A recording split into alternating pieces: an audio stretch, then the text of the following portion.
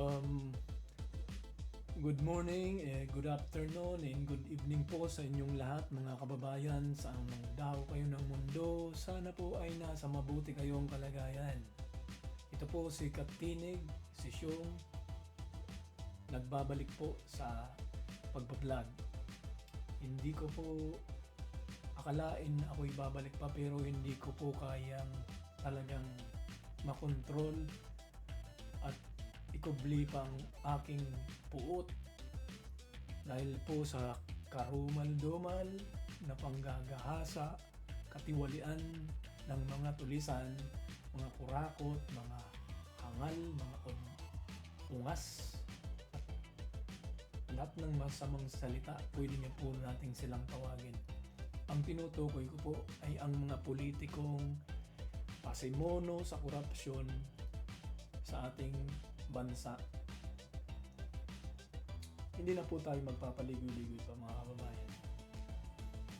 Gusto ko pong simulan uli dito sa pagbablog ko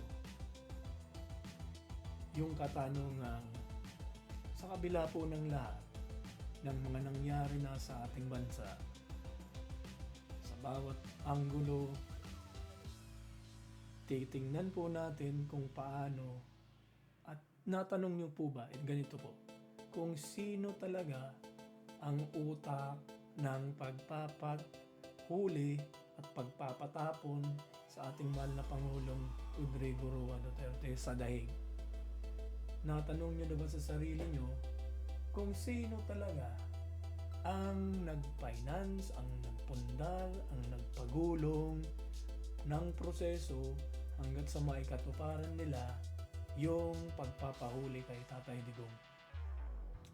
Pues, kung hindi nyo po alam ito, aalamin po natin sa ating maliit na kaparaanan, sinaliksik po natin yung mga nakalipas na posibleng ebidensya na magpapatunay na ang taong nasa likod ng pagpapahuli kay Tatay Digong ay walang iba kundi ang taong isa rin sa nagpasimono sa korupsyon ng ating bansa. Yung tinutukoy ko yung flood control and the rest of the corruption na hindi pa nababanggit, natutuklasan. So wag na po tayong magpatumpik-tumpik pa.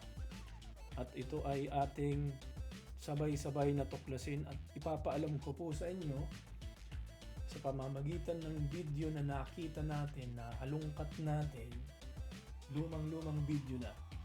Pero yun po ang isang key factor kung bakit nasasabi natin na siya ang isa sa mga pasimuno at nag-finance para gumulong yung proseso hanggang sa mahuli at ipatapon nila si Tatay Digong. Ginamit po niya lahat ng galamay, impluwensya, makinarya, bilyon-bilyon na pera. I'm sure na related din yun at kasama na yun doon para lang maisakatuparan nila ang maitim nilang balak kay Tatay Digong dahil sa kanyang puot at galit na namuo along the way. Ito po, panoorin po natin sabay-sabay.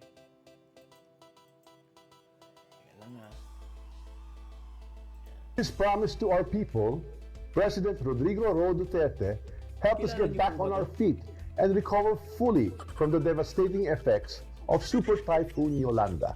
This he made possible with the funding and implementation of... Hindi po. Baka isipin nyo, ay, kilala na namin yan. Yan si Tambaluslos o ano. Hindi. Pinapakita ko lang po ngayon muna kung paano niya po binild up yung personality niya sa mukha, sa pananaw, at sa mga taong nasa paligid ni PRRD yung mga kapanahonan na to. Kung paano siya magbigay ng matatamis na salita, mabulaklak na pananalita, pinipraise niya si Tatay Digong para ma-gear up niya into something na yung agenda niya, yung interest niya along the way. of big-ticket projects and programs in Leyte and Samar over the last 5 years. Hindi po napako ang kanyang mga pangako sa mga biktima ng Yolanda. For helping us here in Congress improve our people's lives, we are forever grateful to President Duterte. Mark that words. Forever grateful daw kay Pangulong Duterte. Shame on you, tambaluslos. Maraming salamat sa sakripisyo, mahal na Pangulo. Salamat po sa malasakit. Dasal namin na magpatuloy ang inyong serbisyo. Salamat. Yan, isa lang yan sa mga video kung paano niya ginear up yung sarili niya, not only himself. I'm sure na marami sila. Yung grupo nila, yung mga kaalyado nila, yung mga cronies niya, nagpaplano na for the future. So, dyan natin sisimulan kung paano na isinakatuparan ni Tambaluslos ang lahat. Susuportahan daw ni Pangulong Duterte si House Majority Leader Martin Romualdez sakaling tumakbo ito bilang Vice President sa eleksyon 2022. Isa pang tanong ko mga kababayan, kilala niyo ba at alam niyo ba na dahil sa kabila ng kakisigan, tapang at hindi mo akalain na yung taong matapang na yun, ang tinutukoy ko si Tatay Digong, ay kaya palang mabudol. Muntik ng mabudol, mapaniwala ng isang dambuhalang batang yan na si Tambaluslos sa panahon nun, nung tumatakbo pa lang na pagka-presidente si Tatay Digong. At mapapansin niyo po rin na laging nasa likod yan si nung meeting de Avance na lang yan kung maalala ko. Oo, may video tayong pakita dyan kasi parang nakita ko rin yun eh. So, binild up niya yung personality niya, yung sarili niya para mapaniwala niya at kunti na lang mga kababayan, pubudulin niya ang ating mahal na Pangulo noon. Tungayan po natin, panuorin po natin. Sinabi yan ng Pangulo sa signing ceremony ng 4 na bagong batas. Ipinangako raw niya noong 2019 na susuportahan niya si Romualdez para hindi na sumali ang kongresista sa labanan ng House Speakership.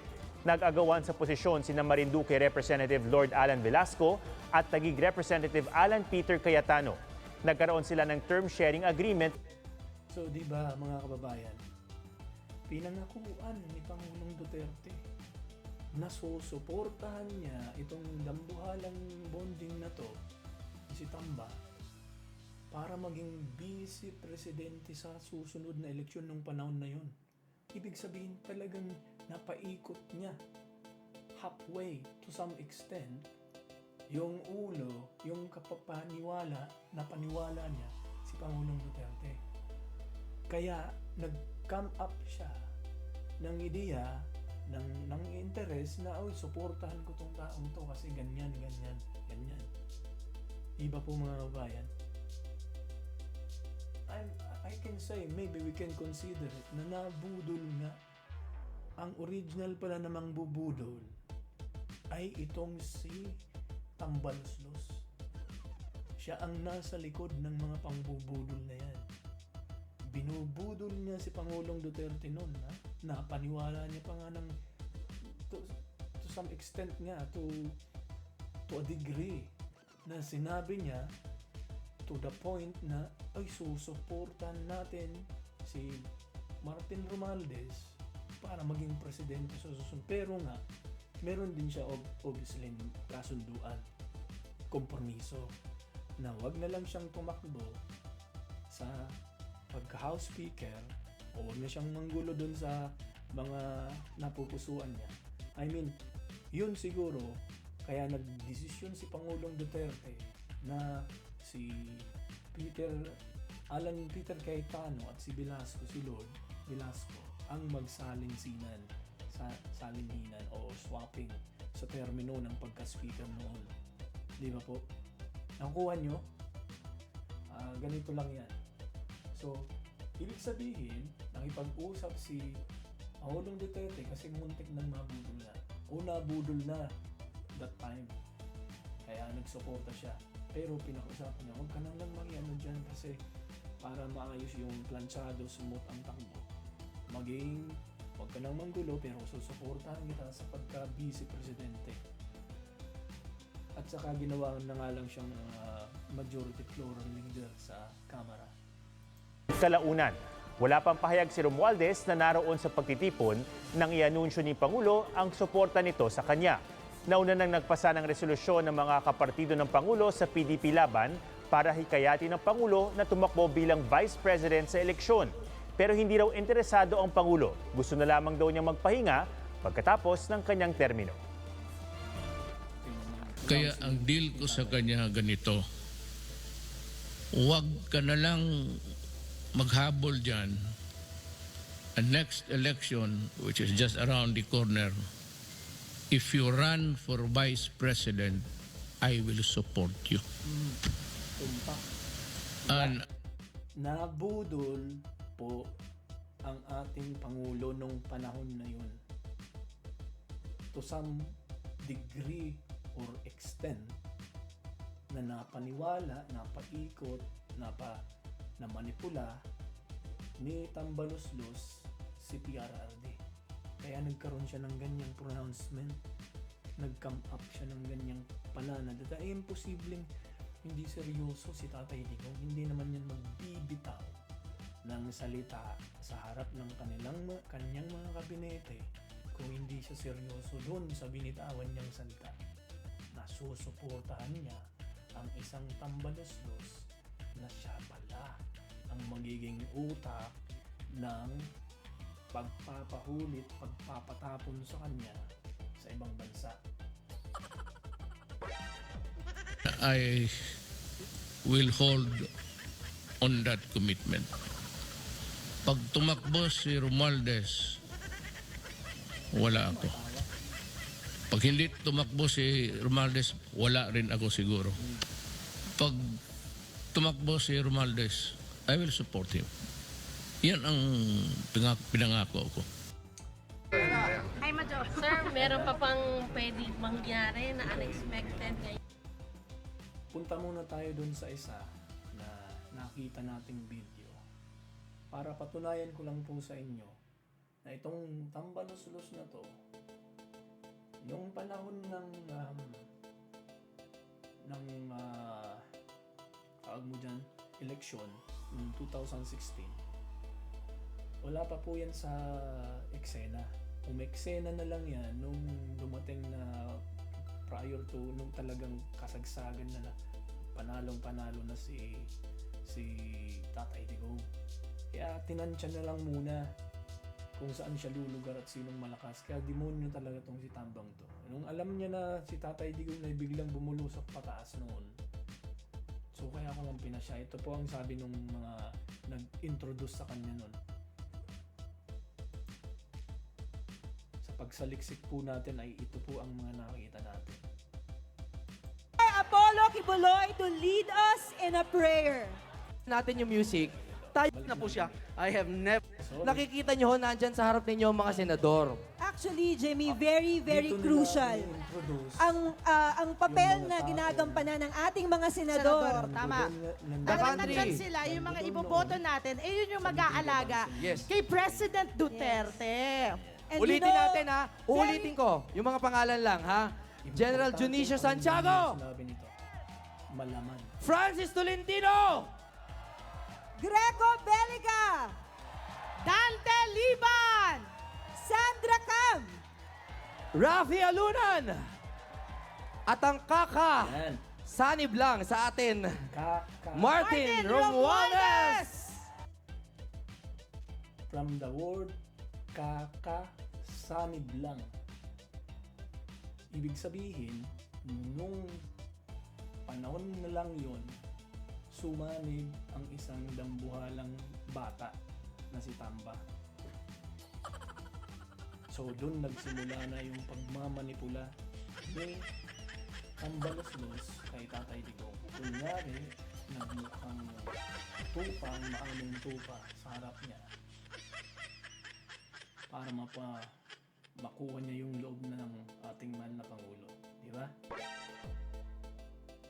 Tuloy po natin. Pakita ko sa inyo kung yung sinasabi kong laging nandyan yan si Tambaluslos. Manalangin po kita tayong nyo? lahat. Kita nyo? Dakilang Ama, salamat po sa gabing ito na inyong ibigay na pagtitipon sa aming lahat. Yung itsura ng gagawin. Nakita po namin dito ang tunay na pagkakaisa ng sambayanang Pilipino. Tinutukoy ko Na nakita namin ang boses ng masang Pilipino Kibuloy, at ang mukha ng masang Pilipino, Itong si Mayor Rodrigo Duterte, anak ng na siyang inyong inihanda na mamuno sa amin sa buong Pilipinas.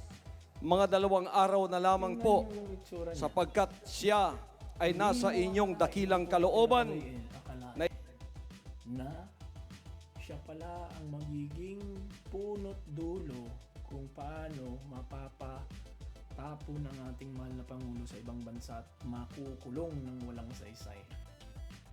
Yan ang kinasasama at kinakagalit natin. Ako, personal, galit ako. Galit ako. Gusto ko ang manakit eh. Hindi.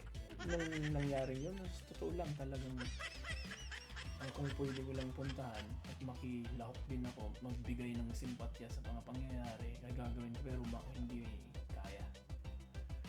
Malayo. So ito, dito natin, doon na nagsimula, no? I-summarize muna natin ng konti bahagya. So pinaniwala, una, nag-build up muna ng si Tambaluslos para mapaniwala ang Tatay Digong, no, hanggang sa napaniwala niya. Kaya nga gusto suportahan niya na po, di ba? And then ganito na. Nagkaroon na ng hidwaan, I think it was 2023 or prior to that, nagkaroon na ng tapunan ng putik yung si BP Sara at si Tambaluslos. Dahil nga, ayun na, ito yun yung fast forward natin, no? Di ba? Correct me. Pinas forward na natin, natapos na, nanalo na si Tatay Digong, no? Ang pangyayaring yun, tapos so, pinangakuan na ni Tatay Digong si Tambaluslos.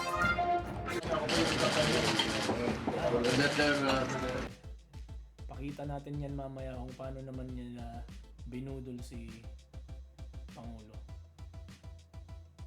So ganyan. Doon na nagsimula yung hidwaan, no? Kasi nga kung mapapansin nyo dito, Everything will be smooth. We are all united. Sir, isa daw po kayo sir sa 3 congressman na magno-nominate for Kong Cayetano. Yes. Later. Yes. tingnan nyo yung ngiti ni dambuhalang bata na yan. Tingnan nyo yun, tuwang-tuwa siya. Komportable siya sa pakiramdam niya. So at ease and happy doon sa binitawang salita ng mahal nating Pangulong Duterte. Susuportahan siya sa pagiging president. Sino ba naman? Milyon-milyon yung bumoto kay Tatay Digong. Tapos malaking bagay po yun mga kababayan. Isang malaking bagay ang bitbitin ka ng isang taong malaki ang impluwensya sa majority ng botante. At hindi lang yun. May siyempre yung mga impluwensya niya sa mga kabinete niya, sa mga constituent niya. So kaya tuwang-tuwa ang bungal ang ngiti niya hanggang tenga. Diba? Ano pa po yung dalawa sir? I will confirm it over breakfast. Okay. Ito mga kaibigan, mga kababayan, yung isang lalaking yun, nakatabi ni Senator Alan, si Billy Puerte ata yun kung di ako magkakal, isa rin po yan. ng mga talamak na tulisan, kawatan sa Bicol. Tandaan niyo po ang pagmumukha niyan at balang araw lalabas din ang karumal-dumal at ang mga katiwalian ng taong yan, ng pamilya niyan. Ay, so, I'm sure of that. Let's have breakfast. Yeah. Maraming mga congressman sa likod Thank natin. you. Kain na tayo. Kain na tayo lahat. Thank you, thank you. Tuwa siya kasi pinangakuan siya. Wag na lang daw siyang makialam at sumiksik pa sa agawan ng posisyon sa speakership. Gawin na din siya. Mayroon pa nga ginawa pa siyang majority floor leader, deputy. Diba?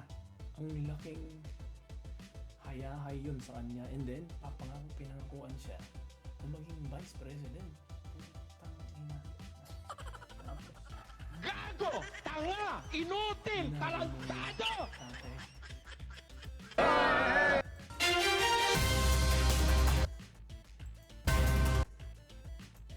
Malacanang ends the threatening breakup of the political allies as the election of the Speaker of the lower house of Congress has resulted in a bitter and fractious rivalry.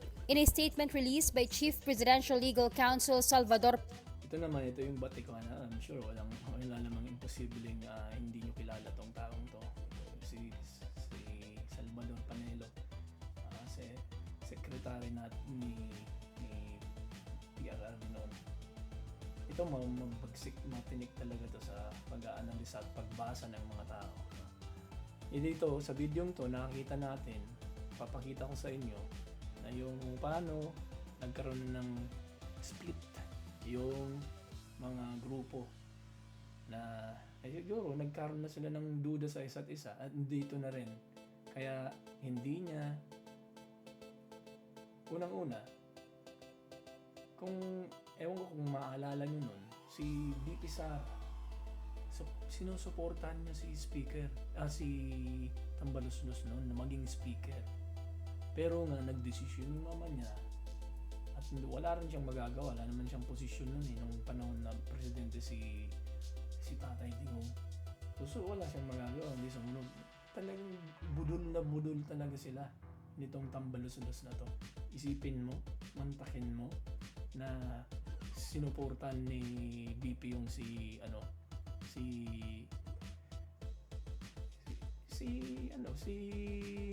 Tambaluslos, diba? Panelo, it's Alan Peter Cayetano as the Speaker in the first 15 months. Then the next 21 months, the Speaker will be Lord Alan Velasco, with Martin Romualdez as the Majority Floor Leader. This after the three candidates for the speakership sought the assistance and help of the President to settle the conflict among them. Secretary Panalo adds that three speaker aspirants agree to respect President Rodrigo Duterte's choice. Taguig Representative Alan Peter Cayetano thanked the President for his endorsement and promised to work hard for the better Congress of the Filipino people. We thank him for the announcement that he has made, and we want the House of Representatives to... May konti lang sasabihin. Itong si Alan Peter Cayetano, ito ang taong kailangan yung hanapin sa buhay nyo. I mean, personally, my opinion, kasi napaka-consistent niya. Iba siyang maging kaibigan, iba rin siyang maging kaaway. Pero naging kaibigan at totoong kaalyado ni Pangulong Duterte. From the beginning, hindi niya talaga iniwan. Although minsan nanahimik siya, pero I'm sure that time na nanahimik siya, ina-assess niya lang yung landscape ng politics, kung saan, anong direksyon. So, ibig sabihin ko lang po, hindi niya iniwan sa ere si Pangulong Duterte sa makatuwid at sa in fact na kailan lang yun, few days ago nag-initiate siya ng voting.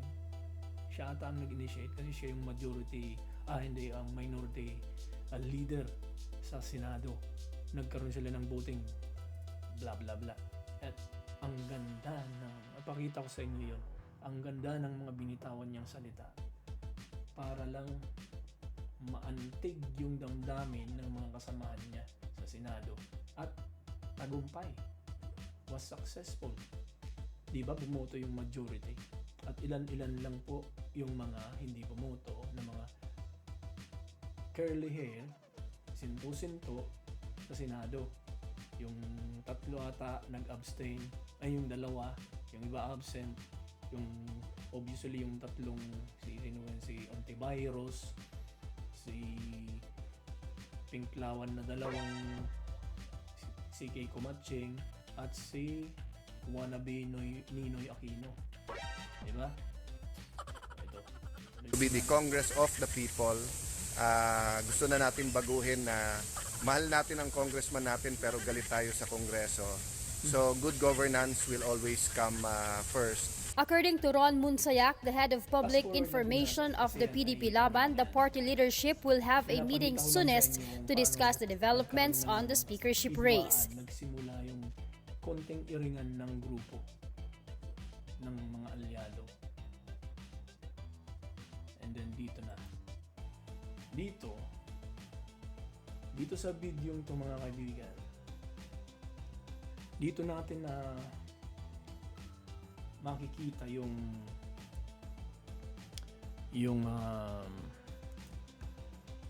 kung paano hindi kayang ikubli ng mga alipores ni Tambaluslos yung red flags. Ibig sabihin ng red flags, yung mga senyales, simptomas ng kanilang plano, ng kanilang puot, ng kanilang galit, at yun nga di ba may kasabihan na the abundance of the heart, the mouth speak.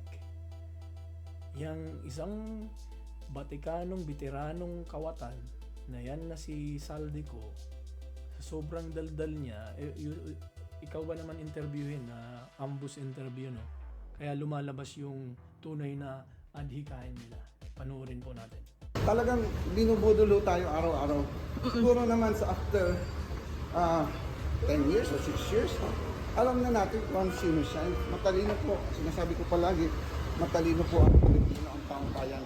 Alam nila kung ikaw nagsisinungaling, alam nila kung ikaw nabubudol, and matindi po ang karma sa 27,000 na pinatay. Kailangan po ng hustisya. Kawawa po yung mga pamilya na dinurog, na nawalan ng mahal sa buhay. Definitely Narinig niyo yun? Kawawa daw yung mga pamilya, kamag-anak ng mga dinurog na nawalan ng mahal sa buhay. 27,000. Ewan ko kung saan niya nakita, nakuha yung dato na yun. 27,000 na na kinurakot nyo. Hindi lang 1,000, billion ang kinurakot yung mga hayop kayo. So, ito sinyales na noon pa may talagang galit na hindi lang natutukan ng spotlight ng mga hayop na to Kaya nakalusot. At saka magaling sila, very cunning yung move nila. Yung proseso, ginamit nila lahat nga ng makanarya ng mga alipores, ng kaya nila yung makakaliwa, yung Pinklawan, nakipagkunayban sila, nakipag-alyansa sila para maisakatuparan nila yung pinaka malupit na ginawa laban sa ating mahal na Pangulong Tatay Digong. tapyasan, sir, yung budget ng OVP. Yung proposal. Yung party na yun, kasi yun ang magkokonekta dito sa isang natuklasan kong video.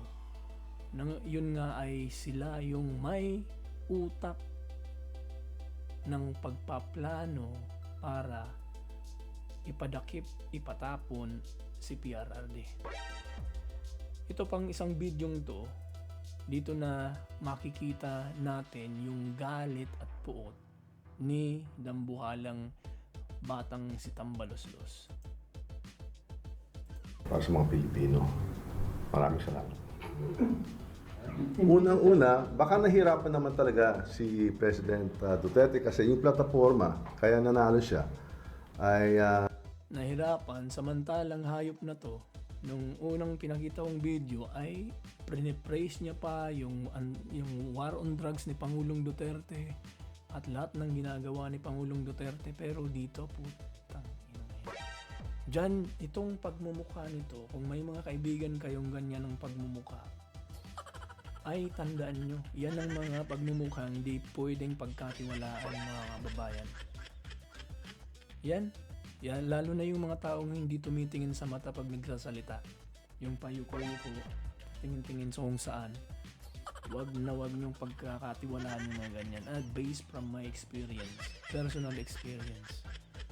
Sa trabaho, sa personal na galaw, sa kung saan, pag may nakakita kang ganyang tao na nagsasalita, unless na napuwing o may dumi sa mata, kaya ayaw tumingin o hiyang-hiya sa'yo. Anyway, balik tayo dyan. Papinggan nyo yung mga pinagsasalbi nitong dambuhalang bata. Federalismo. At yan, hindi lang yung amendment ng economic provisions. Ipagbabago yung buong sistema ng government. Mukhang hindi yan nakayanan. Ngayon na lang may nakuunsad na magandang move for charter amendments. Baka nakikita niya na yung hindi niya magagawa, baka mangyari na ngayon. Di ba kasi mga kababayan, noon, yung talagang isa sa plataforma ni Pangulong Duterte ay yung federalism. Pero, hindi siya nag-focus doon kasi iba ang natuklasan niya at matindi. Yun nga yung droga, na kung hindi niya po ginawa yun, yung war on drugs po, tangina. Baka narco-state na ang bansang Pilipinas. Totoo yun. Baka narco-state, baka lahat ng nakakasalubong nyo ngayon dyan sa bansa ay puro high, puro bangag. Bawat kanto sulok, bawat sulok ng bahay nyo may nakaposting bangag. Hindi, seryoso kasi kapitbahay mo bangag, kaliwat kanan, likod harap, puro durugista. Ano pa? Isipin nyo yung sumukong milyon-milyon na sumukong adik na rinihab niya, maliban pa yun sa mga bumuligta na binibintang kay Pangulong Duterte. Yung mga bulmulagta na yung mga kababayan, bobo na lang ang makakapag-isip na si Pangulong Duterte. Sila din ang tumutodas sa mga bumulagtang yun. Ganito lang yun, kasimple. 1 + 1 = 2. Kung ikaw ay isang sindikato, leader ng sindikato, at may mga galamay ka dyan, si Alipores mo sa buong Luzon, Visayas, Mindanao, mga pipitsugin mong alipin para nagtutulak ng droga, bagsakan ng droga, alam nyo na, natunugan nyo na dahil may mga ninja cops din nung panahon na nagbibigay, nagpid ng information sa kanila. Ito si ginagwardya na ng mga pulis. So anong gagawin mo bilang drug lord ka? Higher position ka sa isang syndicate sa Pilipinas o sa ibang bansa connected sa international syndicate. Diba? Yung punto ko lang mga kaibigan, sila din yung nagtutumbahan ng sarili nila. Linilikidan nila, nagki-cleansing sila noon. Kaya maraming namatay. At saka para na rin, double purpose yun.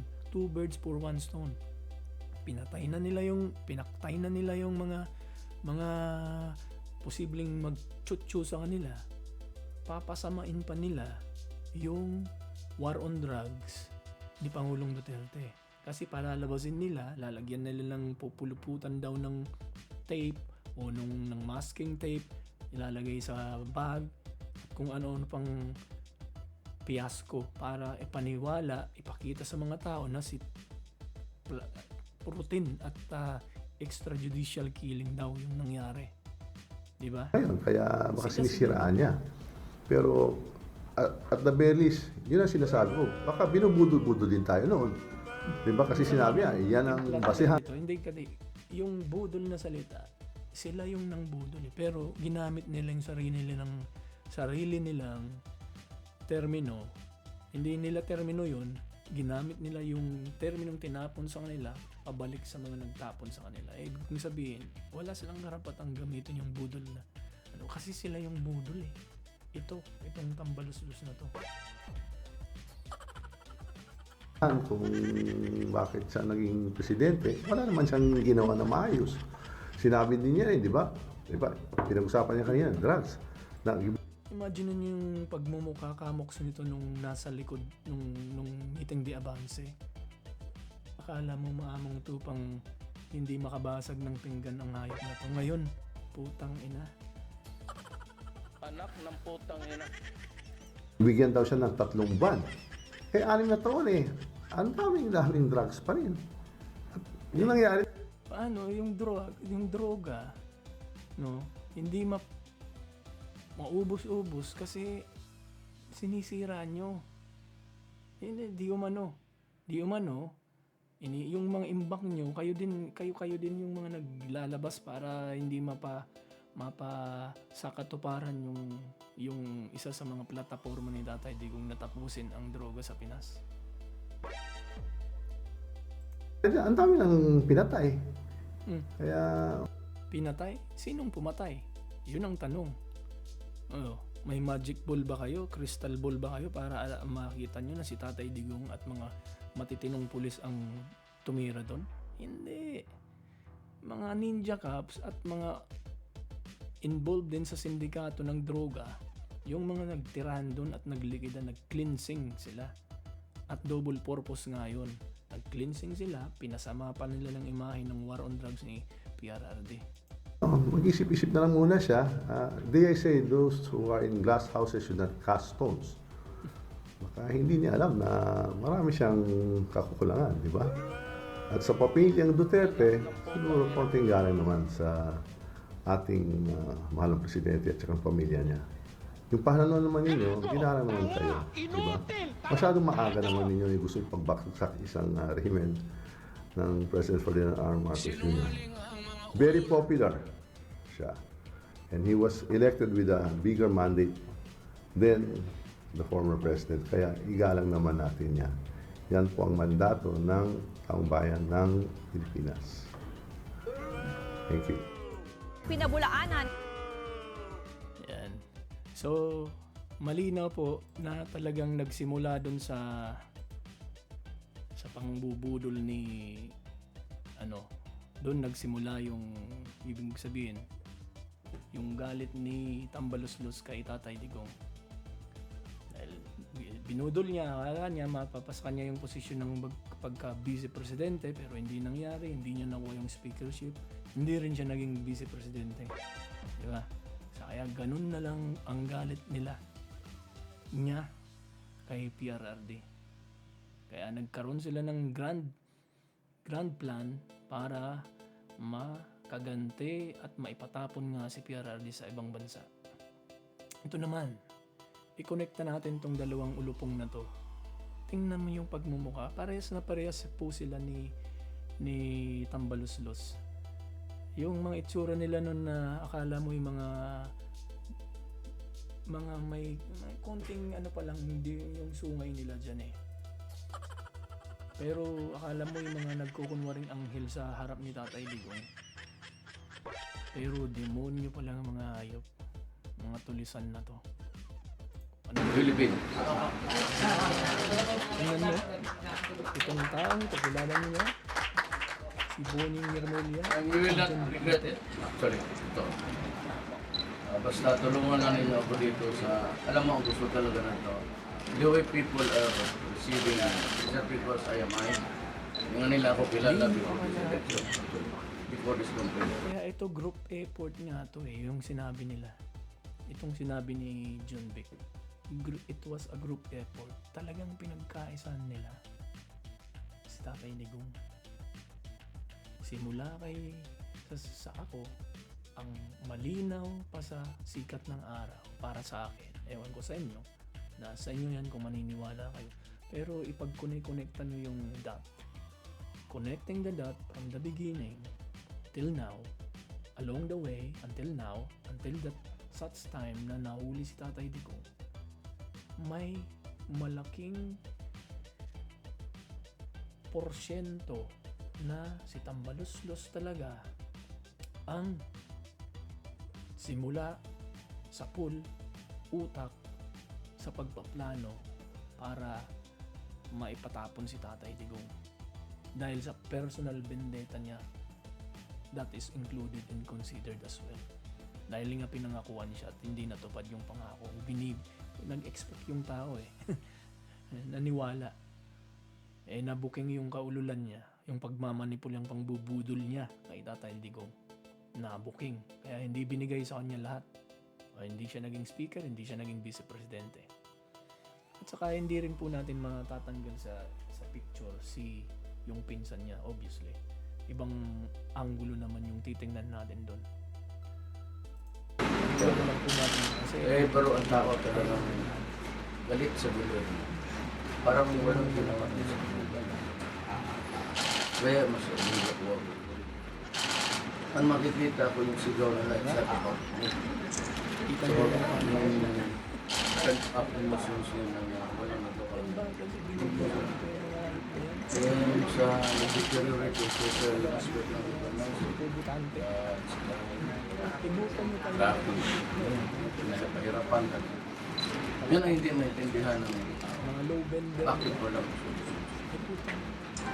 So fast track lahat ng most of itong group na ito madala patayan sa loob. Ako nagsasabi na pagdating ng panapatayan. Kasi yun ang experience ko. Hindi mo madala ng takit-takit. Kasi ito sinasabi. Hindi talaga tutulong. Sabihin mo, mag-usap ka, hindi mo, bayaran mo, kamasahin sa lakas. Noon pa eh. Kung hindi ko talaga pinagpatay. Pero demonyo yung tumatakbo sa likod. Tingnan mo yung noo nito, yung forehead ni Remulla, si matandang Remulla. May korting demonyo talaga, di ba? Ano ba? Tingnan niyo yan. Ito, kursonada daw to ni Admiral eh. Itong batang kapatid ni Remulla, kaya ano pa nga daw yan eh, yung palaki ng katawan. So, siguro testosterone supplement. Punta tayo sa iba kasi para ma-pass forward natin at maipakita ko sa inyo yung kung saan nga ipapakita ko sa inyo yung kung saan ay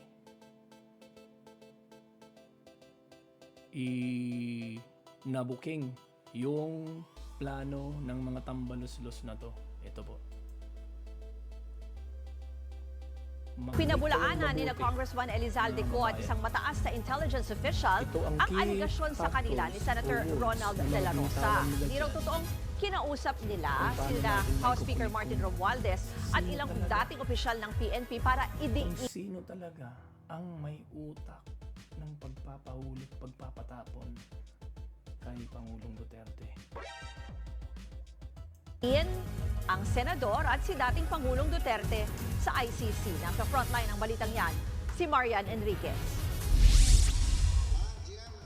Itinanggi mismo ni Ako Bicol Party List Representative Elizalde Co at National Intelligence Coordinating Agency Director General Ricardo De Leon ang mga aligasyon ni Senator Bato de la Rosa tungkol sa umano'y pakikipag-usap nila sa mga drug war suspect para idiin sa International Criminal Court o ICC sina De la Rosa at dating Pangulong Rodrigo Duterte.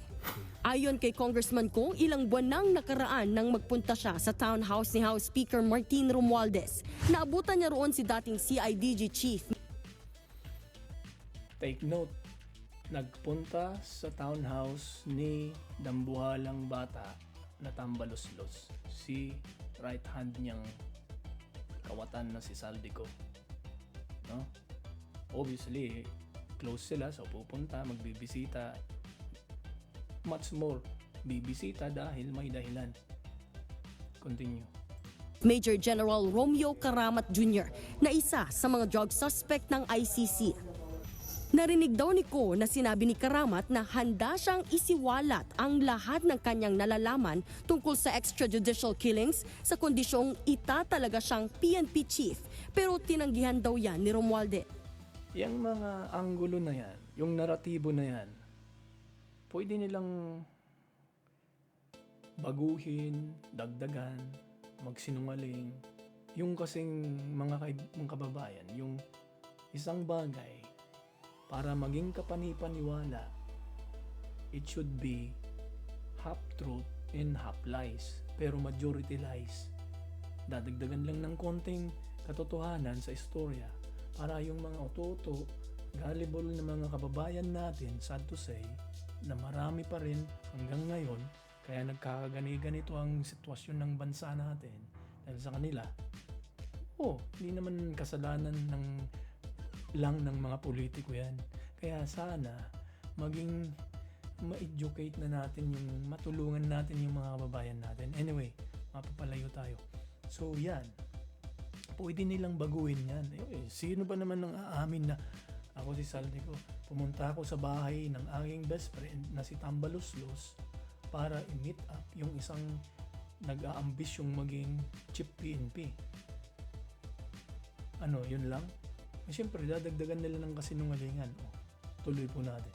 Yes. Nanindigan daw ang House Speaker na nakabase sa tiwala at kumpiyansa ng Pangulo ang mga itinatalagang tao sa pamahalaan. At hindi rin daw mag-e-endorso si Romualdez ng may kapalit. Dagdag pa ni Kong. So binibuild up niya pa, obviously, ang kaibigan niya. Unang tanong, dyan sa isyong yan, bakit magkakaroon ng meeting doon sa townhouse ni dambuhalang batang Tambaluslos at ang issue pa ay tungkol sa ICC at pagpapadakip kay Pangulong Duterte at pagkakaso at sa iba pa? Bakit? May mga kasabihan nga na if there's a smoke, there is a apoy. So yun ang nagpapahiwatig lang dito. Walang kahit anong nabanggit noon tungkol sa pagtestigo laban kanino man sa ICC. Giit pa ni Ko, hindi pa niya kailanman nakita sina dating PNP Chief Oscar Albayalde, NAPOLCOM Commissioner Edelberto Leonardo at dating PNP Chief Intelligence Eleazar Mata na pawang mga suspect din sa drug war. Ayon naman kay NICA Director General Ricardo De Leon, hindi totoo ang paratang ni Senator De La Rosa na Aaminin po ba nila na totoo? Tangin na naman. Walang sinungaling na aamin na sila yung sinungaling. Ano yun? Tama siya at si Romualdez sa mga namilit sa ilang opisyal ng pulisya para tumistigo sa ICC laban sa kanila ni dating Pangulong Duterte. Ang totoo raw, sinamahan noon ni De Leon si Karamat nang makipagkita kay Romualdez. Interesado raw kasi si Karamat na maging PNP chief. Yun ang isang malaking katanungan. Tulad nga ng sinabi ko, bakit sa bahay, sa townhouse, ni Tambaluslos, ano bang papel ni Tambaluslos doon? At the mere fact na sinasabi ni pinsan niya na walang dapat na kooperasyon in whatever ways or forms, etc., na gagawin ng gobyerno para sa investigasyon ng ICC kay PRRD. Bakit magkakaroon ng meeting sa bahay, sa townhouse ni Tambaluslos? Diba? Yun ang isang malaking pagkakamali nila. Gaya ni Congressman Ko, narinig din daw ni De Leon ang alok ni Karamat kay Romualdez na isisiwalat niya ang mga nalalaman niya sa EJK at drug war, pati ang listahan ng mga pangalang target patayin, lingguhang kota. Yan ang sinasabi ko. Na yan, yung para maging kapanipaniwala po, kinukulayan na nila yung pag-iisip at mata ng mga publiko na makapanood niyan, na sasabihin na isasiwalat dawlat ng nalalaman. Ungas. Ibig sabihin lang po nun, planado na nila yon, igini-gear up na nila, kino-mind conditioning na yun para yung mga makapanood nitong mga utu-utong kababayan natin, mapaniwala nila. Yun lang yun. Sabihin ganyan. At ang proseso ng bayaran kung ibibigay kay Karamat ang inaasam nitong posisyon. Pero nilinaw umano ni Romualdez na nasa kapangyarihan at pagtitiwala ng Pangulo kung sino ang itatalaga at wala raw impluwensya sa ganitong desisyon ang House Speaker. Tinanggihan daw ni Romualdez ang alok ni Karamat. Bukod dyan, itinanggi rin ni De Leon na kinausap niya sina Albayalde at Mata para tumestigo sa ICC. Nagbabalita mula. So, dito mga kababayan, malinaw pa sa sikat ng araw na si Tambaluslos ang nagpatakbo, nagmaniobra, nag-gear up, nagproseso, nag-initiate para dyan sa pagkakadakip, pagpapatapon kay Pangulong Duterte. Ginamit niya yung mga galamay, makinarya, bilyones na kinurakot nila para pamudmod sa mga taong gusto nilang hawakan sa leeg para maging testigo para dyan sa kaso ni Pangulong Duterte.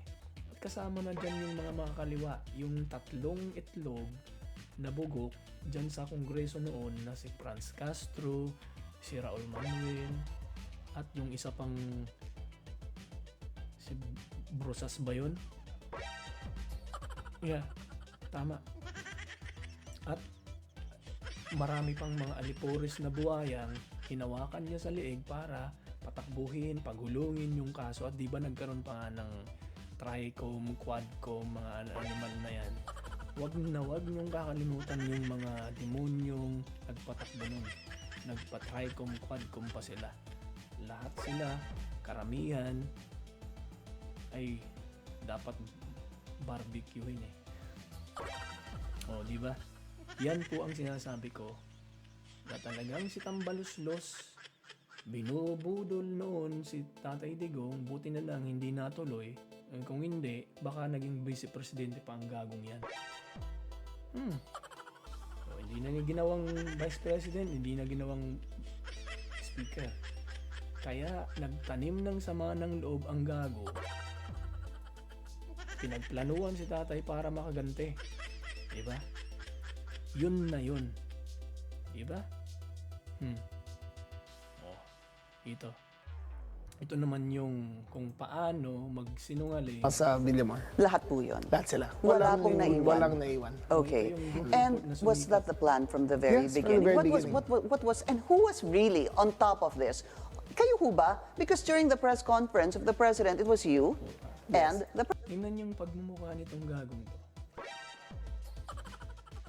Yung sa video yung pinakita ko kanina lang. Akala mo, kaalyado, kakampi, putang ina. After few years, sila pala yung babanat kay Pangulong Duterte. Titirahin siya sa likod. Ay. president. Yes. So ikaw ho ba nagplano ng lahat ng ito? Hindi naman. It was a group effort. Secretary Chidoro was there. Secretary. Group effort. Take note, group effort ang puta. Gago! Tanga! Inutil! Talantado! Tama.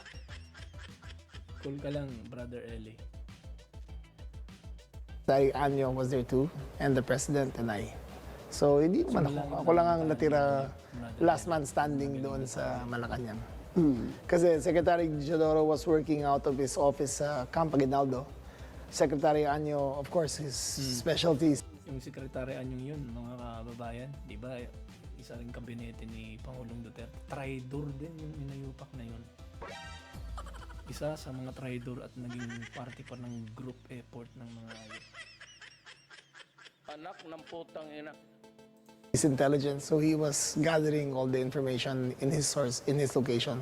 So ako lang ang nasa Malacanang. Huwag na nating ituloy ito mga kababayan kasi mahaba to. At pinakikita ko lang yan para ma-repress yung utak natin sa mga kabalbalan at kagaguhan ng mga hinayupak na taong to. Kung paano nila trinidors, stab from behind si Pangulong Duterte at mga kaalyado. Mga gago. Dito naman, ito yung hearing sa Senate hearing ni Mangga. Kung saan nagkautal-utal, umurong sulong, tumagilid, yung dila ni Boying Remulla. And repeat after me. Pinapakita lang po natin to, mga kabayan, panoorin natin. Kasi para I state your name. na yung mga taong, wag po ninyong kakalimutan. To solemnly swear. Hilirang yan. To tell the truth. Yung mga nakahilirang yan. The whole truth. And nothing but the truth. Kawatan na yan. In this proceeding. Thank you. You may now sit. Yes, marami pong salamat. Napakaraming cabinet Ito, member si po Mangga. rito, mga secretary, Pero mga at napakatataas least na nagsasalita siya, mga kababayan. mga opisyal ng ating Kumpara naman pamahalaan. dun sa mga Can we say that naturingan niyang as secretaries and high government DDS officials, daw, you are the alter pero egos of the tahimik president, naman, tahimik. particularly those in the cabinet? Tama po ba yun? Reactive lang sila, hindi That is correct. proactive. Thank you. And as you are all in the Si Mangga daw, she's showing that she's being so proactively, at least sinasabi na nagkaroon siya ng session, hearing, para ipakita sa tao, ipakita na ibulgar yung mga impormasyon. Pero yung ibang yung DDS na nandiyan dyan sa Senado, bakit hindi po kayo nagsasalita at gumawa ng paraan? Na maliban na lang sa iba, si Senador Cayetano, at least si Bato nagsasalita-salita din. Obviously si Marcoleta pa pitek-pitek. Pero ito bumabanat. Hindi sa kinakampihan ko to si Manang. Pero bumabanat siya. Mismong kapatid niya nga binabanatan, at lalong-lalo na binabanatan niya si Dambuhalang bata. Diba siyang may I'm borrowing her word na Bernanyo na Dambuhalang bata dito, si pinsan niya, di ba? executive branch, can we say you are bound by the words and statements of the president? Yes, Madam President, as we are bound to by executive privilege for the President. Thank you. May I recall a clip derived from 18 February 2023. President Ferdinand R. Marcos Jr. said the following, and the clip is here. Ito. Dito kasi pinakita niya, mga kababayan, ito para repressment lang to, repressor. I mean, rather, it's a repressor para sa... Oo, hindi, at pa. Papayagan ko sila dito, pero magturista lang sila. I'm sorry, this seems to be an earlier statement, 2022. Nawa ko sa ICC, the ICC is there pagka walang judiciary na nag-ooperate sa isang bansa dahil nagkagera, dahil nasira lahat, the economy has collapsed, etc., etc., for whatever. Nung panahon na nagsasalita pa to, yung pronouncement ni Budulman, issue-based tayo. I praised him by saying that. Pero alam naman natin na minsan ito, hindi lang minsan, lagi na majority of the time, na ang sinasabi nito, iba sa ginagawa, iba sa field, iba sa front, iba yung dinidelegate para gawin ng i-execute ng mga tao niya sa sinasabi niya. Diba? Reason. Diyan papasok ang ICC. We have a functioning judiciary. And that's why I do not see the need for a foreigner to come and do the job for us, to do the job for our judicial system. Our judicial system is perfectly capable of doing that. And it also raises a great many questions about jurisdiction and sovereignty. What is their jurisdiction to come here into the Philippines and conduct an investigation? Is that not a violation of our rights as a sovereign nation in the community of nations? Those questions need to be answered before they can be allowed any investigation. Senator Bongbong, maraming salamat. Oh my, that went very quickly. Maraming salamat. Thank you for your time. God bless you. No. You have misread it. We do not cooperate with the ICC. That is the position of this government. Pero pag ni-red notice po ng Interpol, we will be obliged to participate. Mga kababayan ko, unahan ko na, no? Opinion ko lang at analisasyon ko sa nangyayari dyan sa anggulo naman nitong administrasyon ni Budulman, ni Bongbong Marcos Jr. Siya, ang lagi niyang estilo, naghuhugas kamay siya. Ito na ang pinakamalinis na tao sa mundo. Sa balat, hindi lang sa balat ng Pilipinas, sa buong mundo. Naghuhugas ng kamay. Lagi. Kaya ang linis ng kamay nitong hayop na to. Sinasabi niyang ganyan, they will not cooperate, no? Para I'm sure na alam niya ang plano ng kanyang dambuhalang pinsan, dambuhalang batang tambaluslos na pinsan niya, kung ano ang agenda nila. Imposibleng hindi niya alam. Pero naghuhugas kamay lang siya. Yung kaya nang sinasabi niya para hindi mabaling sa kanya yung atensyon ng mga taong nag-iisip.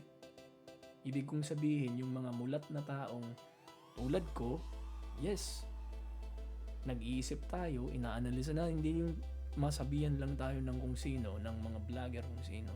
Maniniwala na tayo. Kailangan meron din tayong sariling pag-iisip, pagdidig up ng mga impormasyon, and then we verify and clarify para hindi tayo uto-uto. So yan ang sinasabi ko na puro hugas ang As Secretary So, ang ginawa niyan, mga kababayan, yung takbo, proseso, naghugas kamay, inalis nila sa picture, sa angulo, si Budolman na BBM para ibaling lang majority yung spotlight ng sisi ng mga Duterte dun sa Pinklawan, dun sa kina Dilima, kina Conte, yung attorney Conting ang liit ng bibig, at saka yung kampo ng mga makakaliwa, which is connected to each other, di ba? Connect to sila. Sila nga ang nag-unity, mga babayan. Alam na natin yan. Yung mga taong nag-iisip at matitino, malalawak ang pag-iisip, alam natin na sila ang nag-unite against kay Pangulo. Mula explained before, we have obligations to Interpol, and we have to live up to those obligations. And therefore, the next just step, Interpol. Okay, let me say this for the 100th time. I do not recognize the jurisdiction of ICC in the Philippines. I consider it as a threat to our sovereignty. Therefore, the Philippine government will not lift a finger to help any investigation that the ICC conducts. However, as ordinary people, they can come and visit the Philippines. Pero hindi kami tutulong sa kanila. In fact, binabantayan namin sila, making sure that hindi sila that they do not come into contact with any agency of government. And if they are contacting agencies of government, na sasabihin yung whatever, policeman, local government, sabihin nyo, wag nyo sasagutin. Yun ang sagot natin. That we do not recognize your jurisdiction, therefore we will not assist in any way, shape, or form. Na ang kapatid niya ay against the cooperation of his government sa ICC. So, shock absorber ang estilo ni Manga, ni Aimee, para mabaling din sa iba, wag sa kapatid niya. Lumang tugtugin na, di ba? Any of the investigations that the ICC is doing here in the Philippines. Thank you, sir. That's it. Utal-utal yung bunganga ni Remulla. Okay. On the 18th of February, the President said, my position has not changed. I have stated it often. At saka alam nyo, sumulat pa nga si BP Sara nun eh. Kasi, di ba? Sumulat si BP Sara nun, personally, kay President para hingin yung kumpirmasyon na hindi talaga sumasawsaw, nagko-cooperate ang government para imbestigahan ng ICC ang kanyang si PRRD. Yan isang si SAS ata yun yung naglabas na. Hindi. Mali. Basta nag-post kasi siya na may nakita ako sa Facebook na nag-post yun ng isang letter from Vice President to the President na ang nilalaman ay yung pagkukumpirma na wala ngang kooperasyon ang government, si President Bongbong Budol Marcos sa mga ICC. Pero strategy lang yun. Para wag lang mapunta yung atensyon sa kanya at hugas kamay, sa madaling salita. Ang pinsan niya ang nagpagulong sa proseso hanggang sa sa katuparan na nga nila yung plano. Diba? Hindi na natin papakita yung pag-utal-utal ng bibig ni Boying Romualdez dito. Boying Romualdez pa. Ni Remulla. Kasi, ito, kundi, bahagya. Kasi talagang hindi mo matarok yung kung paano magsinungaling through his teeth ang taong to. Kaya buti na lang hindi naging ombudsman to, balak pang pasukin. Anyway, I'm not sure kung tapos na yung isyung yan sa pag... If he still has the same view up to today, because we are talking about a clip which was done 1.5 years ago. Dito kasi, our minds can change, ma'am. Lang to, para i-summarize na lang natin. Dito tinanong at na-corner ni Manga, ni Aimee, yung taong to. At hindi siya makasagot. At yung may alibay na nga lang siya na executive privilege na lang daw, kaya hindi nila masasagot. Hindi nila masasabi. Diba? Yung mga tanong ni Aimee. Ito kung paano naman sinungaling nga yung isa niyang kapatid. Hindi ko nakasan na yun. Wala na. Anyway, basta I'm sure na napanood nyo yan. Matagal na to pero pressure nga lang to. Punta tayo dito sa nung naipatapon na nadala na si Tatay Digong sa The Hague.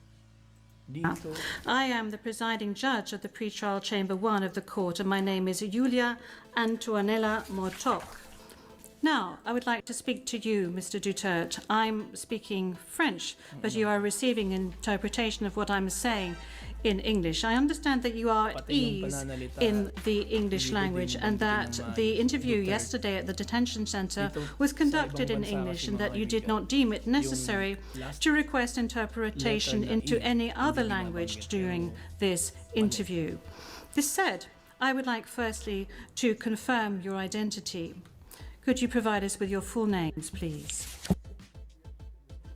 I'm Rodrigo Roa Duterte. That's my first middle name is Roa. The surname is Duterte.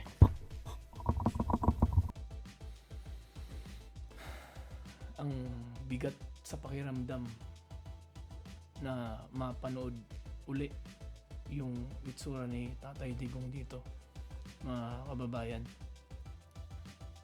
Kita niyo po yung itsura ni Tatay.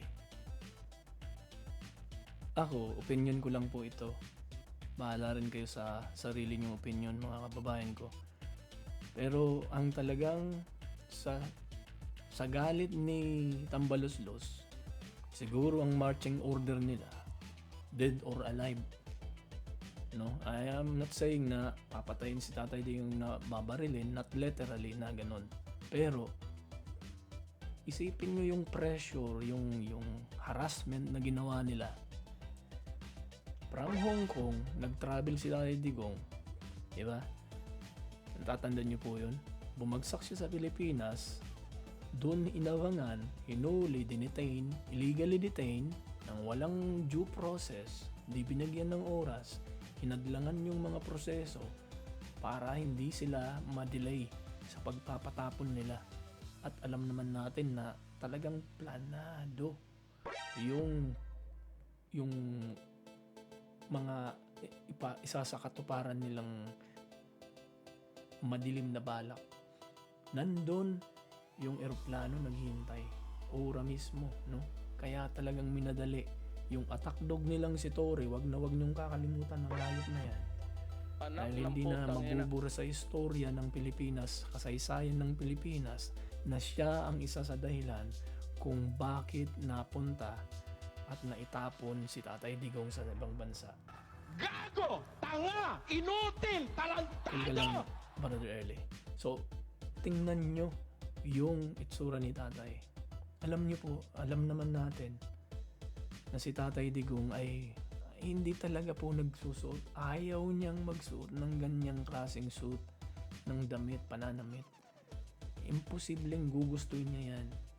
Pero siguro, ito, totoo to, based from my experience, pagka mahina na po yung katawan ng isang tao, wala na siya, helpless na siya, at kung ano man ang gawin ng mga nasa paligid niya, mag-isa pa siya doon, suotan siya ng sako, suotan siya ng supot, at kung ano-ano pa, at suotan siya ng damit na ganyan na hindi niya gugustuhin, wala na siyang magagawa, mga kababayan. Kaya tingnan niyo yung nakakadurog sa puso, sa pakiramdam na ginanyan nila si Tatay Digong. At yung sinasabi ko na dead or alive, may sakatuparan lang nila yung plano nila. Kasi buti na lang na malakas at matibay yung fighting spirit ni Tatay Digong at yung katawan nakisama rin. Kung hindi niya masusurvive yung ordeal na yun. Ibig kong sabihin yung tinahak niyang yung presyo, harassment, yung oras from Hong Kong to Philippines and back to Europe.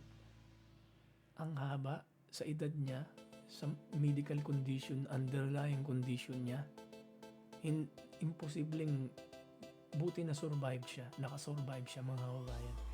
Kaya, di ba nawala siya ng ilang oras o isang araw pa ata, biglang pinalitaw nila, sinuutan ng ganyang pananamit, nakapikit ang mata, nanginginig-nginig, shaking, trembling.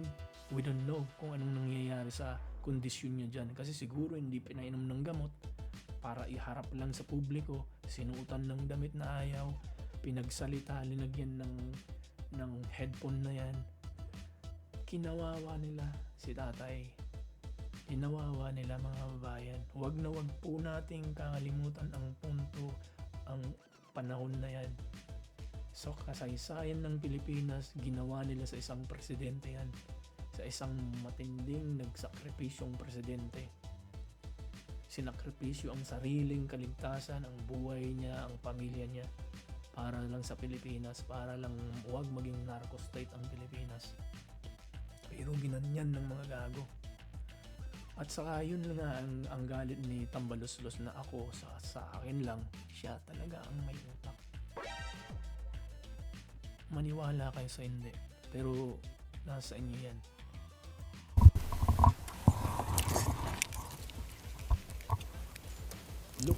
Look at the facial expression of Tatay.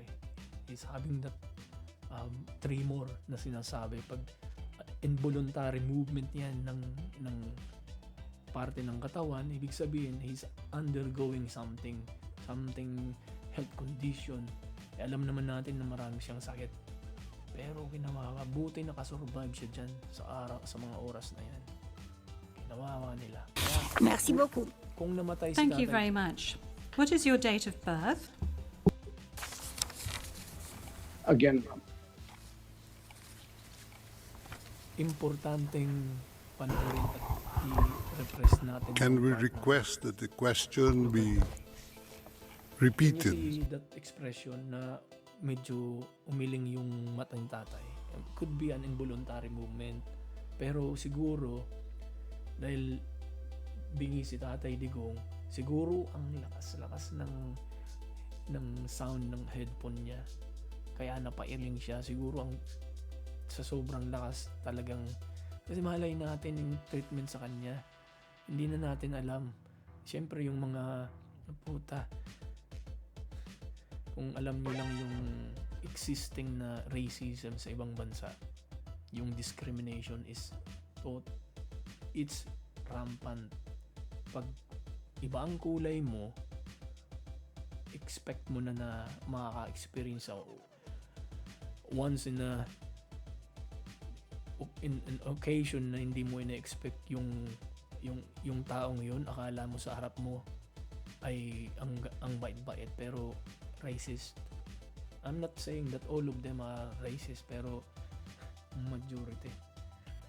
Butang na yan. Based from experience, mga babayan.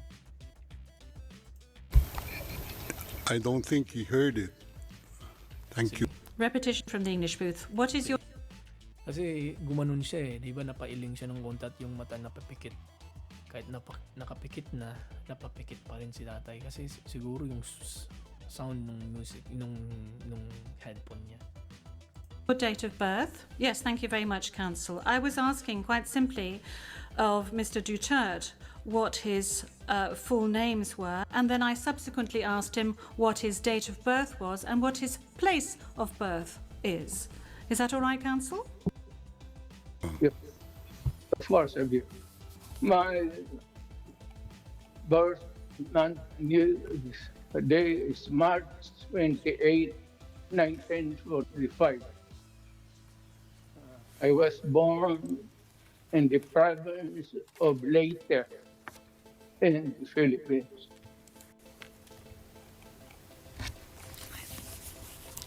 Merci beaucoup. Thank you. Isipin niyo yan, irespeto ng ilang popular na presidente ng iba't ibang bansa ang mahal na Pangulo. Iginalang, irespeto, hinangaan dahil sa kanyang performance sa mga ginawa niya sa bansa. Tapos yan pa ang napala niya, yan pa ang binigay na kapalit. Hindi mo akalain, sobrang walang presidente na gumawa sa mga ginawa ni Tatay Digong. Dahil lahat sila takot silang ma-involve sa ma-hunt ng mga oligarko. Binangga niya yung mga lalaking oligarko, ng mga tax evader, yung mga maliban na set noon na yun, yung droga, yung mga sindikato, pulis, general, at kung sino-sino pang ma-impluensyang tao. Itinumba niya, hindi siya ang tinumba, pero kung nalaban, nalangan naman, lagi niyang pinapaalala sa mga pulis, di ba? Just do the right thing. Yung i-execute niyo yung law, yung rules, babakapan ka namin. Pero kung lumabag ka, bahala ka, babanatan ka rin namin. Diba? In other words. So, ang saklap ng nangyari kay tatay kasi yun nga, sa kabila ng kabutihan ng ginawa niya, tapos yan ang kinahantungan. Thank you very much. As a preliminary point. Very well. Thank you, Mr. Duterte. As a preliminary point, it is useful to clarify the... Maiyak lang tayo dito kasi diyan talaga pinagmukhang walang halaga, na devalue yung pagkatao ni Tatay Digong. Punta tayo dito sa isa. Ito yung sinasabi ko sa inyo na itong taong to, simulat sa poll, hindi niya iniwanan si Pangulong Duterte. May man of word siya, may paninindigan, may isang salita, at malawak talaga, matalino si Alan, si Senator. Mayor, kung pagod na ang iyong paa, tignan nyo na lang po ang lahat ng umaasa. Sino po dito umaasa sa pagbabago? Sino po dito umaasa kay Mayor Rodrigo Duterte? Kung sa Lunes po ako'y mananalo, 100% I will be behind Mayor Rodrigo Duterte. If I do not make it on Monday, sa ayaw at gusto mo, Mayor, I will be 100% behind you. I will follow you, I will hound you, I will protect you, I will fight for the kind of change that you have given your life for risked your life for several times. Victory is ours, but let us dedicate it now to the Lord and to the Filipino people. Di ba? Yung salitang yun, ang bigat nun mga babayan. Ang bigat nun. At hanggang ngayon, dala-dala ni Senator Alan yun. Yung paninindigan na yun. Di ba hindi niya talaga iniwan hanggang ngayon? Siya ang nag-initiate para magkaroon ng session o ng botohan sa Senado. Nagkaroon nga ng majority voting. Voted for house arrest kay PRRD, kay Tatay Digong. Diba? So talagang ito yung mga maikukonsidera nating tunay at hindi peking tao. Thank you, Mr. President. Mr. President, allow me to just say some words that is personal to me. As a person, as a Christian, as a Filipino, as a senator of this republic. I remember, Mr. President, na pinag-uusapan kasi yung smuggling ng bigas. Alam nyo, balik lang tayo dun kasi karamihan yung mga taong sarado yung utak, bukas ang mata, pero nagbubulag-bulagan. Sinasabi nila na kasalanan ni PRRD yan kaya maraming namatay. Maraming namatay, nagawa-gawa din lang at nag-cleansing lang yung mga sindikato. May mga lumabag nga napatunayan na lumabag sa batas. Kinasuhan naman, di ba? Pero yung mga namatay na idinagdag na lang, pati siguro yung bangkay sa cemetery na bagong libing, binubunot nila. With all due respect sa mga namatay nung panahon na yun na legal na namatay, pero binunot, idinamay, sinama sa bilang ng mga AGK kuno. Yun yung mga naratibo, yung optic ng mga kaliwa, ng mga pinklawan, at ng mga loyalistang blind follower. Na sila talaga ang nag-unite para patalsikin nila at banat at isakatuparan nila yung mga plano sa mga pamilya Duterte at mga kaalyado nila. Hindi, di ba? Sinimulan nila kay si Pastor Kibuloy. Di ba kasi ibang istorya naman yan, pero isa lang yun sa mga halimbawa na pag kaalyado ka ng mga Duterte, sigurado may kakalagyan ka kay Marcos at kay Romualdez at sa asawa niyang si Satanas, si Lisa Marcos. Di ba? So, alam niyo mga babae, hindi na sana yan tatakbos noon kasi nasubaybayan ko rin yung kung paano yung evolution ng paano naging presidente si Tatay Digong.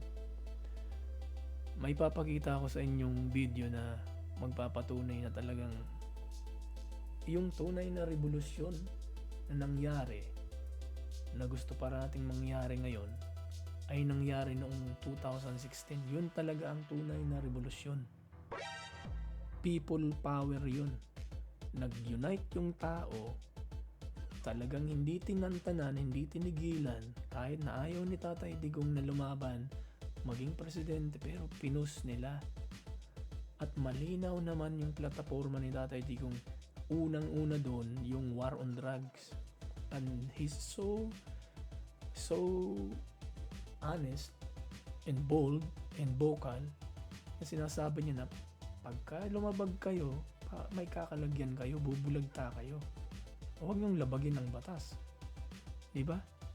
Ito, panoorin natin to kasi ang ganda nito. Wala kang humihinto sa pag-ikot sa lugar ng Pilipinas. Tingnan mo ang tao ngayon. Hindi ito hakot. Wala kaming gastos. Tatakbo daw ba si Duterte? Sinabi niya. Si Mayor, ayaw tumakbo. Pag gusto ng mga tao, walang magawa si Mayor. Yun ang nakita ko kami ngayon. Si Mayor ay inahanap ng mga butante. Yung ibang kandidato, naghahanap ng mga butante. Walang pira si Mayor, pero malaking pondo. Marami mag-contribute. Kung si Mayor magtakbo na. Hanggang saan ang tulong nyo kay Duterte? Hanggang tumakbo siya. Wala, kung hindi siya tatakbo, ayoko na. iputol muna natin. Di ba sinabi niya kahit ano gagawin nila para masuportahan lang. Ito naman si Jimenez. Hindi na ako boboto. Wala kayong sasabayan. Wala. He's the only man. Wala nang iba eh. Yung kanyang, he has already shown his proven ability to change Davao City into what it is now, the fifth safest city in the world. Ano ba? Yan ang tunay na revolusyon na nangyari. Mga mulat at malawak lang na pag-iisip, na may pag-iisip ang makakikita. Na yan ang naging ang tunay na revolusyon, ang tunay na people power nung panahon na yun, mga kababayan. Ito si Jimenez, isang sikat din tong... Kailangan na ngayon is a major surgeon. A major surgeon to do this major surgery. If we talk about sa kanyang sariling decision, mahirap. Ayaw po talaga niya. Na-influensyan na rin yung mga nakipag-unite na rin. Kaya wala na. Ayaw niya. But if the goal of the people will prevail for a majority, he will decide. Hanggat buhay, sabi niya may pag-asa. So kayo sir, no? Hindi kayo nawawala ng pag-asa? Ay wala. Kami taga Davao, we know. Hindi kayo naniniwala na ayaw niya. Ay, hindi kami naniwala. And you're hoping na tatakbo rin? I hope. Kasi Ito talagang isa rin sa mga loyal na kaibigan at tagapagtanggol ni PRRD, si Esperon. Pero yung Anyo na yon at saka yung isa pang si Anyo, tapos si Galvez, yung Galvez na yon ulupong din yon. Isa siya sa mga dahilan kung bakit nanunumbalik ngayon yung mga teroristang CPP, NPA. Discuss din natin yan siguro sa susunod na mga video natin. So kaya kung bago lang kayo dito, sana mag-subscribe kayo, i-like nyo na rin po para tuloy-tuloy po at matulungan nyo rin po ako sa aking pagbablog para makadagdag po tayo sa mga nag-iingay, naghihingi ng hustisya, ng tamang pamamahala sa gobyerno. Hindi po tama na manahimik lang tayo. Kung kaya nating magingay, magsalita, speak out, speak up, at labanan po natin yung mga katiwalian, mga babayan. So, wag tayong matakot. I have almost dedicated my service to Mindanao. Okay, sir. Ako isa lang ako sa mga taong gustong kumumbinsi sa Pero kanya. through you, sinabi niya yung kanyang declaration. Oh well, ako I'm honored. Actually, meron kaming mga ibang sinabihan dyan. Pero dahil ako nang nasa state. Hindi bayad. Walang hakot, hindi bayad, walang pilit. Talagang organic yung from grassroots yung pinagmulan. Revolusyon yan. Gusto talaga nilang pagbabago. Tinanggap nila yung pagbabagong ibibigay, pinangako ni PRRD. Peace and order, at nangako siya na hanggat kaya niya within 6 months lilipulin niya yung mga droga, yung mga sindikato. Ang dami niya pong nagawa, mga babayan, na hindi nakakita ng mga bulag, nagbubulag-bulagan, nagbibingi-bingian, nagpipipipipi ang mga kababayan natin, yung mga uto-uto. That's the truth. That's the reality. Hindi naman mangyayari ng lahat ng nangyayari ngayon hindi dahil dun sa mga uto-utong bumuboto sa mga tiwaling, tulisan, kawatan na kurap na politiko dyan. Totoo yun. He is a super achiever as far as I'm concerned. Meron siyang yung pagtrabaho niya, alam niya kung ano yung dapat niyang gawin at saka kung ano yung gusto niya makamit. Ayokong pumuna sa iba, ayokong makapag-compare. Basta ang sinasabi ko lang, magaling si Duterte. Yan ang pagpapatunay na kung hindi sa mga tao, hindi naman tatakbo si tatay. May edad na eh. Siya nga ata ang pinakamatandang presidente na pinakamatandang politiko na lumaban sa pagka-presidente kumpara sa previous predecessor niya. Ito naman tuloy natin yung video ni Senator Alan dahil ang ganda ng mensahe niya sa mga tao, sa mga mulat at malawak na pag-iisip na tao. At nandito po si then Mayor Duterte. In fact, dun muna siya naghintay sa kwarto ni Senator Pia. And in the course of their conversation, tinawag nila ako. We joined. Then may nasabi si Mayor Duterte doon that caught my ear, no? So, sabi niya, Pia, Senator, formal siya, sabi niya, Senators, Senator Pia, Senator Alan, how I deal with criminals in Davao, I take responsibility, and one day, before God, I have to account. Not exact words, but basically ang sinasabi niya, nung na-elect siya, he has to take responsibility, and he knows there is an accounting. Few years later, September 29, 2015, hindi ko po makalimutan, lumipad po ako Davao. I asked him if he's running for president, and I asked him if I could join him.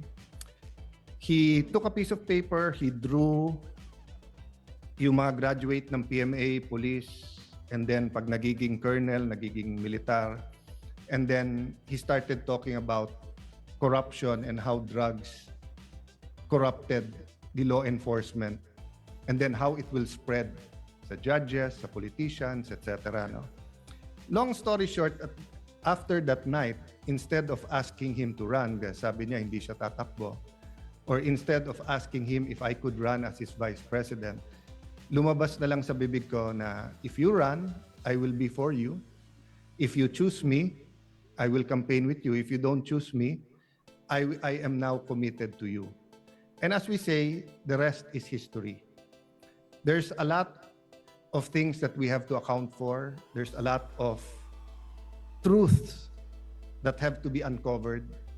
On the part of those who are pro-Duterte, there's a firm belief that it was to protect the human rights of all Filipinos, especially against the menace of drugs.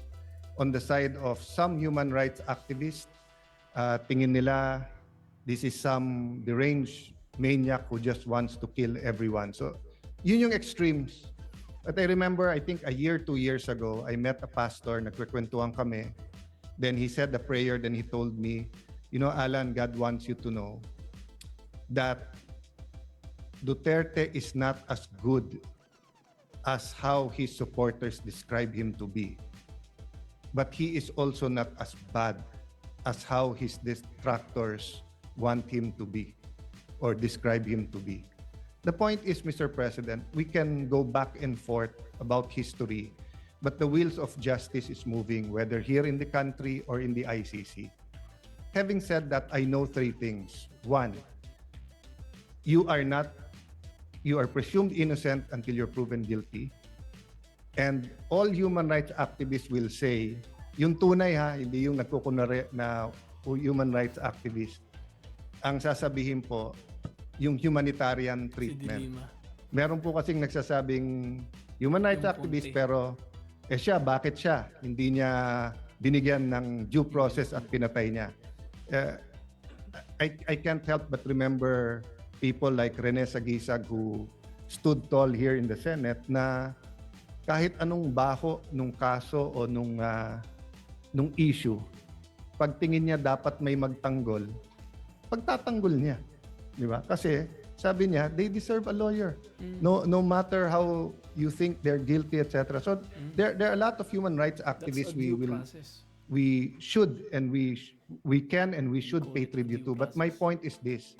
It is not against the tenets of human rights to allow any person, especially a former president of the country, to be under house arrest or to be under a country supervised under ICI, especially in the condition of President Duterte, who is 80 years old, who is, well, at least when he was brought there, was mentally strong.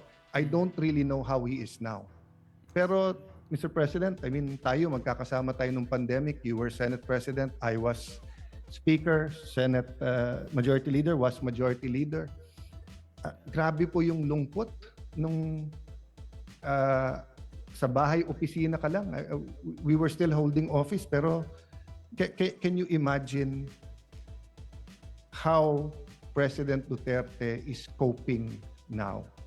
So I'll oversimplify the resolution, and I know members of the Senate, especially the minority, will also speak. No, most of us here served with President Duterte, regardless whether we're always in agreement, disagreement with him. I wasn't always in agreement with him. No, but having said that, Mr. President, ang appeal lang.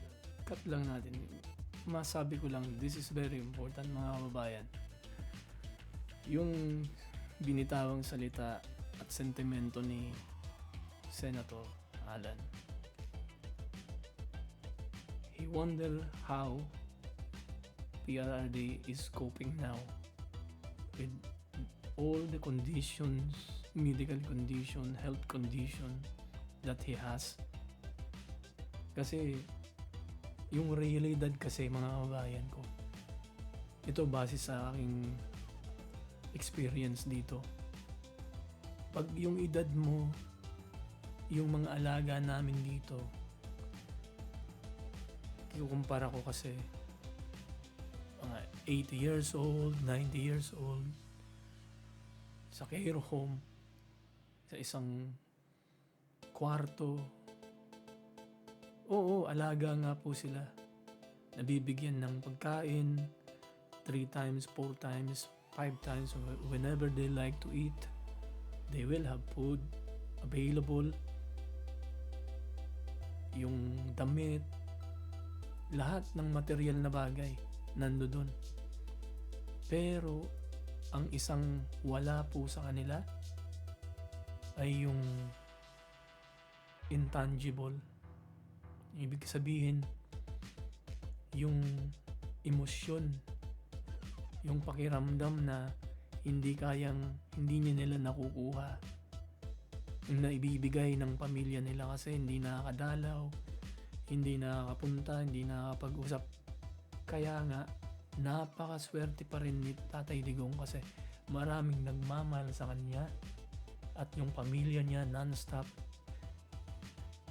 Hindi nila pinababayaan. Ibig kong sabihin, consistent sila. Araw-araw siguro may dumadalaw, hindi man makadalaw, may tatawag. Napaka-importante po nun, mga kababayan. Emotional lang ako kasi pagka ini-imagine ko yung kondisyon ni tatay ni PRRD sa isang, sabihin na natin na tulad ng pinapamukha yung optic naratibo ni Trillanes na hindi naman yan nasa Bartolina o nasa Magarang kwarto yan. Wala yun, walang kwenta po yun, mga kababayan. Pagdating ng panahon na wala nang tao sa paligid mo, hindi pagdating ng oras na gabi na, mag-isa ka na lang sa isang kwartong yun, nakaupo ka, kung kaya mo pang umupo. Paano kung hindi mo na kayang umupo? Paano kung hindi mo na kayang at least pumunta man lang sa toilet? Tulungan mo yung sarili mo para magkubeta, para magbawas. Paano kung hindi na kayang gawin ni Tatay Digong yun? Yun yung masalimuot na katotohanan, realidad. Yung mga matatandang alaga namin po dito, maikwento ko lang ng konti bagya, pero hindi tayo magdadrop ng names, obviously. That's confidential and it's not proper. Pagka matanda na, may mga sakit, hindi na po talaga yung nakakatayo. Hindi nga yan makaupo mag-isa kung hindi mo pa iuupo. At kailangan ng reclining bed para i-recline sila o i-position sila para on a sitting position kung gugustuhin nila, para kung sakaling gusto man lang lumabas ng bed, kaya nilang makalabas. Pero kung mag-isa lang yung matanda, hindi kayang gumamit ng remote ng bed, hindi nila maigiget ang sarili nila. And then, para mag-toilet, paano kung incontinent na si Tatay Digong? Hindi ko sinasabing incontinent na siya. Paano kung hindi niya na kaya? Umihi na lang siya sa salawal niya. Natain na lang siya kasi hindi naman, ano yan I don't know Pero, it's not the same as a care home o hospital na maraming magre-responde agad-agad. For sure naman siguro may call bell si Tatay Digong kung sakaling may kailangan siya, pe-press niya lang yun at may pupuntang assistance sa kanya. Pero iba pa rin po. Ang sinasabi ko dito, yung sinasabi ni Senator Alan, we wonder how he is coping now.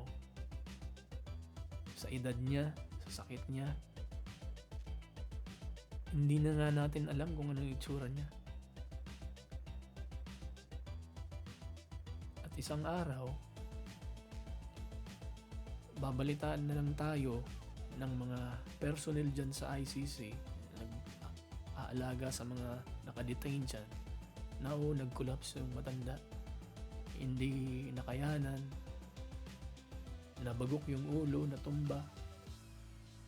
Worst scenario, mabagok yung ulo, nagkaroon ng head injury, diretso sa hospital. In another worst scenario ay kung ma-fall siya kasi mag-isa lang niya, kung naka-swimmer frame na siya o nakatungkod, wobbly na, shaky na kung maglakad, unsteady na, na-fall, na-fracture yung hips, that's the beginning of the end, mga kababayan. Based from my experience sa mga alaga namin dito. Yun ang masaklap na sana huwag naman pong mangyari sa ating mahal na Pangulo. Sana bago man, lahat naman tayo pupunta dun sa dakong yun na tatanda, we will meet our makers. Siguro, sana, pinapanalangan ko na wag dumating sa puntong doon lang yung hangganan ng buhay niya. Sana makabalik siya sa motherland, sa bayan natin. Na yun lang, I'm sure na yun ang dream niya. Hindi niya siguro matatanggap. He's helpless now. Kahit na anong gawin niya, wala, nakaasa lang siya sa ibang tao para ilaban yung kaso niya, para makabalik siya. Pero kung mangyari man yun, siguro kung sinasabi ng mga matatanda na hindi magiging settled yung kaluluwa ng matanda nang namatay, ay baka hindi mag-settle yung kaluluwa ni tatay. Kasi namatay siya sa isang lugar na lugar ng mga banyaga. So kaya sana ma-approve, magkaroon ng good outcome yung butuhan nila dyan. At sana magkaroon na lang ng house arrest at sana sa Pilipinas para kapiling niya rin yung mga apo niya, mahal niya sa buhay. Yun lang ang pray ko. Yun lang ang hoping ko. Mga kababayan. Hanggang dito na lang at sana sa mga makakapanood po nito, sana mag-subscribe din po kayo para sa mga susunod nating video at maging updated tayo. Nagsisimula pa lang po ako, sana supportan niyo rin po para magkaroon po tayo ng boses. Ito po ang iyong katinig at sa susunod uli. Magandang gabi, tanghali, hapon. Mag-iingat po tayong lahat mga kababayan ko.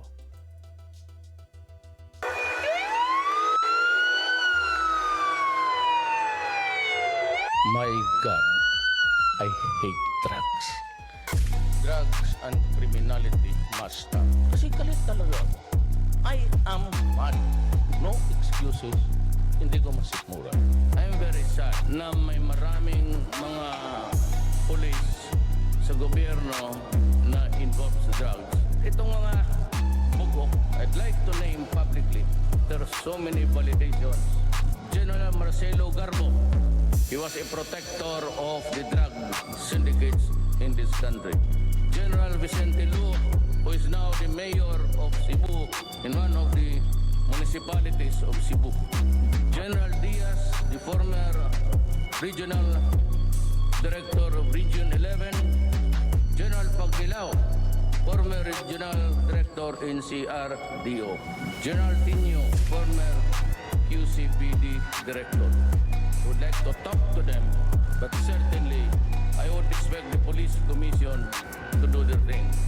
Imbestigahan ninyo ito at huwag ninyo akong bigyan ng sarsuela na hanapin ninyo ang totoo. And I said, I have this sacred obligation to the Filipino people. Law and order of this country. At huwag kayong sumali niyan, baski police kayo, baski official kayo, because you will place yourself in the line of fire. Huwag ninyong sirain ang bayan. I've been warning everybody, do not destroy my country. Do not destroy the young people of this country. Let me be very, very clear. Campaign against drugs will continue. I have called upon the armed forces of the Philippines, Air Force, Navy, Army to help in the campaign. It's going to be a dirty fight. It's going to be a bloody fight. I am not apologizing for it. Lahat, even the international community, lahat na magdisgrasya, magkakaso, anumang kaso, under the revised penal code, in the fulfillment of your duties as public authority, mine and mine alone, I assume full legal responsibility for it. Huwag kayong matakot basta sa tama tayo. Just observe the law. Shoot first. Only when you think that your life is in danger, there are laws to be observed before you do it. And that is retribution. Magbayad ka sa kasalanan mo. Ngayon, rape with homicide, nakakalabas. Diyan sa EDSA, harap-harapan, nag-kidnap ng tao, anak ka ng, para naman siniswerte talaga. Let's say kayo. Inaabuso ninyo ang Pilipinas. And I will not go for it. Huwag ninyong lukuhin ang bayan kasi hindi ako papayag. The coming serious problem of the country, terrorism, Communist Party of the Philippines. These are the things I cannot really swallow. There will always be a time for reckoning, and it will come. Tayo lang kayo. I hope that we would have a brighter tomorrow, our children safe from being harmed. The criminals have hijacked. They have taken over the public streets and public places. Ang ating mga anak, hindi natin na makapasyal. We have to remove that fear. Let us transfer that fear in the hearts of the criminals. Balang araw, bababa rin ako dito sa voice ko. Makakalimutan rin ako rin. But let me leave you a message that is very important and would spell the difference between progress and development and maybe a failed country in the end if we do nothing. Ako po ay nagsasabi sa iyo ngayon, dalawang bagay lang. If we do not have peace and order, if we cannot stop corruption, this government, our country, will never develop. Maski ibigay mo sa isang tao yung termino ng presidency for 5 terms.